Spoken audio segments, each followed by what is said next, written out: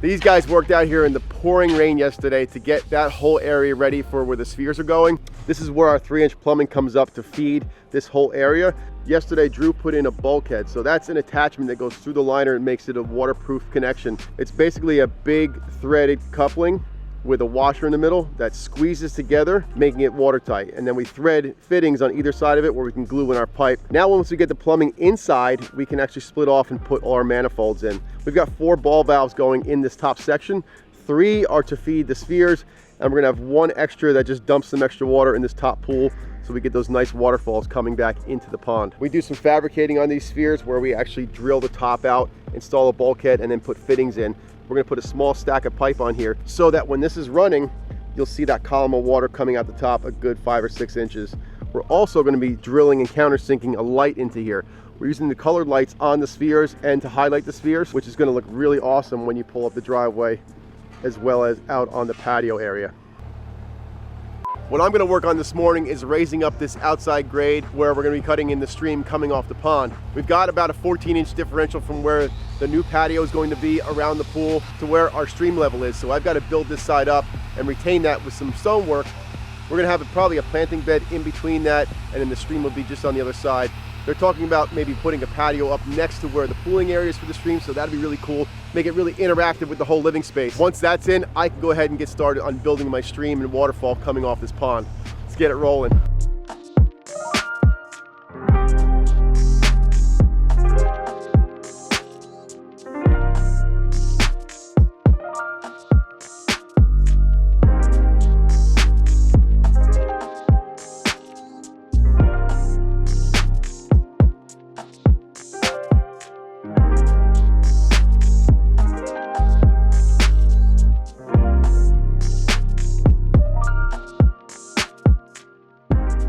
This is where our Biofalls is starting, and this is where the gigantic piece of ledge rock that we just hit. Luckily, it ends right where we have to put our Biofalls.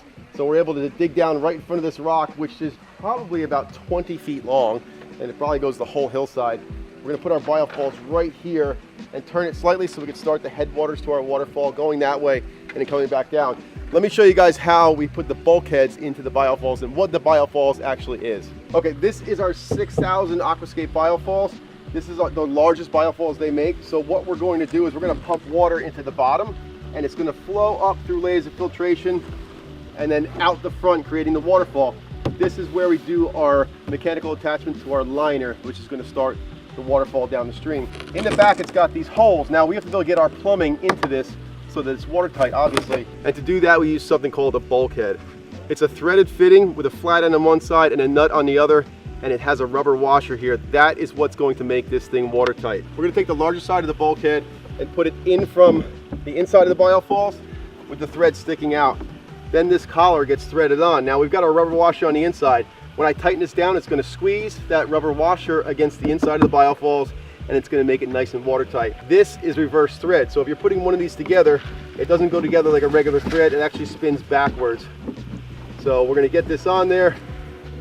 Right now I've got it hand tight. I'm going to take a pair of adjustable channel locks, open them all the way up, because this is a big fitting, and I'm going to get a hold of it and get probably another turn on it where it's really squeezing, it's compressing that rubber washer.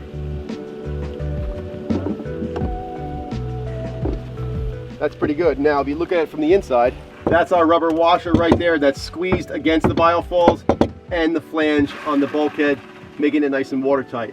Now that we have our bulkhead properly attached, we're gonna use a fitting to glue our 3-inch plumbing into this and make the attachment from the pump. This is called an MPT by slip fitting. MPT is male pipe thread, by slip is a slip side. This actually gets glued on this side. What I'm gonna do is take some silicone and I'm gonna put it on the threads. Just one ring around the threads. Okay, got silicone on there. I'm going to screw this in to our bulkhead. Now I'm going to get this hand tight. I'm going to put about a quarter turn on with our channel locks. You don't want to run this all the way into the fitting. You can actually split the bulkhead. The threads on this are actually tapered, so it gets wider as it gets deeper. So I got it in nice and hand tight. I'm going to put about a quarter turn on with the wrench, and that's it. Now it's ready for me to glue my pipe right into the bottom of this. These biofalls all come with 2 entry points. This way you can position it either way. Since we're not going to use this side, we're going to thread a plug into it and close it off completely because we're going to abandon this side. So that is how you plumb a biofalls from the bottom. Stick around, we're going to show you how we hook up the faceplate and build this waterfall.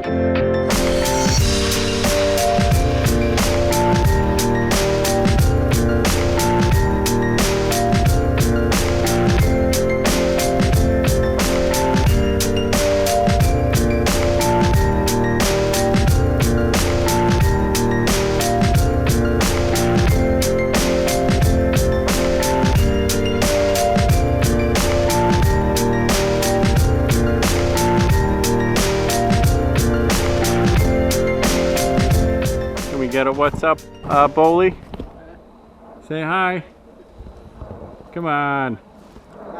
The people want to hear from you.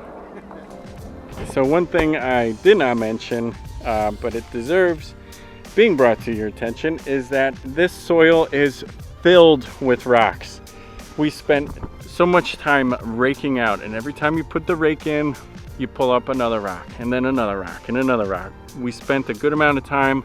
We leveled off all of our stream areas, pulled out those sharp rocks, pulled out the big rocks, have some loose soil on top. We're gonna lay down the fabric now and then the liner on top of it. But there's no reason to have an issue with rocks under the liner and under the underlayment. Just spend a couple extra minutes, pull all that stuff out, and then lay your fabric and liner on top. Another day, and we have got a beautiful day. We are making some great progress. So this is our main weir, main spillway coming into the pond. As you can see, we've got some smaller boulders framing out as we are going backwards. And this is gonna allow us to kind of create a meandering stream that winds its way out of the pooling area and then down into the pond. Down here, we've got our pooling area, which we're gonna frame out with these 2 big rocks here. Kind of use some smaller stuff here because we don't want to block any of the view from the pool side looking in. Up on this side here will be that sitting area, so a patio will eventually be installed over there. But our waterfall into this pooling section is going to be right over here. It's going to come from over there, zigzag its way, have another falls up there, and then shoot right back over to the biofalls. A lot of action, a lot of curves. This water is really gonna be moving along here, twisting, turning, crashing, making lots of noise. And into this pooling area, it's gonna be filled with about 6.5 inches of water and then overflowing into the main stream and back into the pond. We're at the point, we are at the top of our waterfalls. We've got to attach this liner to the biofalls, and we have to attach it and making sure that we've got a watertight seal. So I'm gonna walk you through the steps on how to prep your liner, how to level your biofalls left to right and forward to backwards. I've got all of our hardware, I've got our silicone, I've got a rag to wipe everything clean. I said before, so before you do anything, when you're setting your biofalls, it's gotta be level, left to right, and then you want it to pitch a little bit forward. Not even a quarter of a bubble. Next, what you got to do, you have to wipe down all of your edges. Just using a piece of the underlayment usually works just fine. It's kind of a rough, almost like a Brillo, so it's going to get any of that heavy dirt off the face of here. Scrub that off real good. And then I'm going to clean the liner as well. I'm just going to wipe it down just to get any of that heavy dirt and dust. It's been kind of windy up here, so I just want to make sure that we've got a clean surface for our silicone to bond to. So you just want to give it a nice wipe down. Takes a couple extra seconds. No sense in skipping this. This moisture is going to dry off real fast. Like I mentioned, I don't know if it picked up, but you could also use like a denatured alcohol or rubbing alcohol, just a very little bit, and just to get your surface nice and clean so that silicone has a good surface to bond to. Another step you want to is make sure when attaching this is to leave plenty of slack. Again, just like our skimmer and just like other biofalls, we're going to be setting rocks around on either side of this thing to frame it out. So we don't want the weight of that rock to pull on that. So we need some extra slack to allow for that, you know, a little bit of give when we set our stones to frame this out. So the next step in attaching the faceplate here is to punch out the holes through our liner across the face of the biofalls. Now this is important because they're going to line up exactly on the lip here. So I pre-punch them, just holding the liner nice and taut and then using a punch to punch through. Keep everything nice and flat. There's no ripples in the liner. Everything is smooth. This way, again, we're gonna have a nice seal once we attach and tighten down the hardware.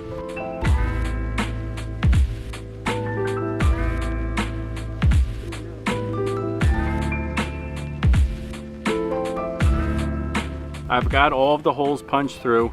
I put in a couple of the screws just to kind of hold the liner nice and tight as I went through and continue to punch the holes through. But the next step here, since we insert the lip that's provided with the Biofalls kit, we insert it inwards, okay?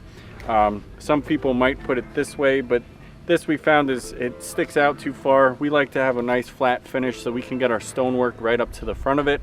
So in order to do that, you also have to cut out the excess liner that is kind of in the way. So using a nice sharp blade, you want to cut and then follow the outline of where that lip is going to go, but cut it a little bit wide. You don't want to cut it just the same size. So I'm cutting it with probably a 1/2 inch extra. That's going to fold in, so you don't have to worry about that. But one thing I wanted to suggest when you are cutting the liner is to not cut square edges. With your sharp blade, you can just kind of round through the corner, and that's going to prevent that liner from just tearing open. The rounded edge won't rip like that, but a square edge would have the tendency to do so. The next step here, we're going to apply that really generous bead of silicone and then put everything together, tighten it all down, let it set. We're not going to be running water over this for at least 24 hours, so that's going to be plenty of time for that silicone to set up and give us that seal we're looking for.